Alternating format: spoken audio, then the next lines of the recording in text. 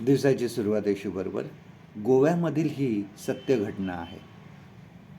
एक मनुष्य, साधा मनुष्य आपल्या लहानशा स्कूटरवरून रस्त्यावरून जात असतो. संध्याकाळची वेळ असते आणि अचानक एक मागून भरधाव वेगाने एक कार अगदी जवळजवळ त्याच्या जवळून जाते त्यांच्या. आणि तो मनुष्य थोडासा हलला जातो आणि ती कार पुढे वेगाने निघून जाते. पुढे गेल्यावर एका हॉटेलकडे ती कार थांबते आणि ही व्यक्ती जी असते ती त्या ठिकाणी जाते हळूहळू आणि ती कार बघते की ह्या हॉटेलकडे हीच कार थांबलेली आहे.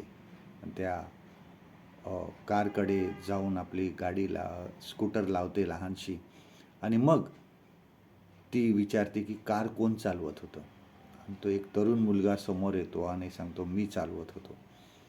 आणि खूप उर्मटपणे किंवा उद्धटपणे असा तो मुलगा त्यांच्यासमोर उभा राहतो. आणि ही व्यक्ती, हा मनुष्य त्यांना सांगतो की तुम्ही असं का केलं?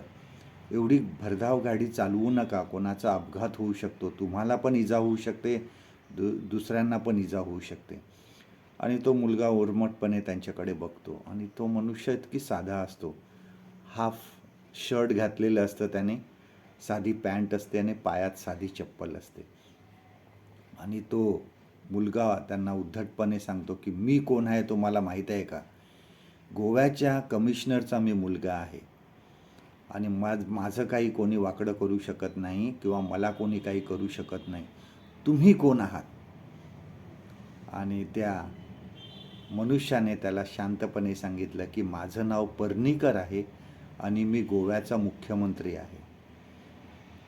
आणि त्यांनी सांगितलं की उद्या तुझ्या वडिलांना माझ्या ऑफिसमध्ये मला भेटायला सांग. आणि तो मुलगा जवळजवळ त्याने त्यांचे पायच धरले. इतकी नम्रता, इतका साधेपणा आमच्या जीवनामध्ये असणं खूप गरजेचं आहे. कालच आपण नाताळ साजरा केला, येशूचा जन्मदिवस साजरा केला. देवाचा पुत्र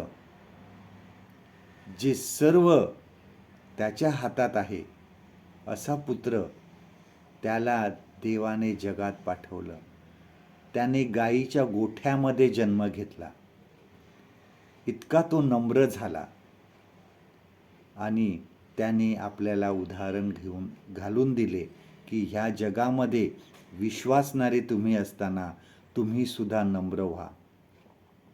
तुम्ही सुद्धा तुमचं जीवन नम्रपणे ह्या जगामध्ये असताना घालवा.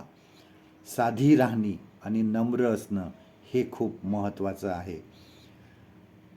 पौलाचे फिलिप्पीकरास पत्र बघा, ह्याचा 2 अध्याय आणि 5 आणि 8 वचन काय म्हणतं बघा आपण. फिलिपियन्स चॅप्टर 2 अँड वर्स 5 to 8 ह्यामध्ये पौल असं म्हणतो की असली जी चित्तवृत्ती ख्रिस्त येशूमध्ये होती ती तुम्हामध्येही असो. तो देवाच्या स्वरूपाचा असूनही देवासमान असणे हा लाभ त्याने मानिला नाही, तर त्याने स्वतःला रिक्त केले, म्हणजे मनुष्याच्या प्रतिमेचे होऊन दासाचे स्वरूप धारण केले आणि मनुष्य प्रकृतीचे असे प्रगट होऊन त्याने मरण आणि तेही वधस्तंभावरचे मरण सोशिले, इथपर्यंत आज्ञापालन करून त्याने स्वतःला लीन केले. बघा, पाऊल असं म्हणतो की प्रभू येशू ख्रिस्ताने बघा स्वतःला किती लीन केलं. हे एक आमच्या समोर उदाहरण आहे. प्रभू येशू ख्रिस्त हा आमचा विश्वासणाऱ्यांचा मॉडेल आहे. नम्र असणे म्हणजे कमजोर असणं असं नाही, असं समजू नका. नम्र असणे म्हणजे ख्रिस्ताची ताकद आहे आमच्यामध्ये आणि हाच नम्रपणा आम्ही जगासमोर घेऊन जायचा आहे. आजचं देवाचं वचन आपल्यासाठी हे आहे, पेत्राचे पहिले पत्र ह्याचा 5वा अध्याय 6वं वचन. 1 Peter chapter 5 and verse 6. यास्तव देवाच्या पराक्रमी हाताखाली लीन व्हा, यासाठी की त्याने योग्य वेळी तुम्हास उंच करावे. परमेश्वर करो आजचा दिवस तुमचा आशीर्वादित करो.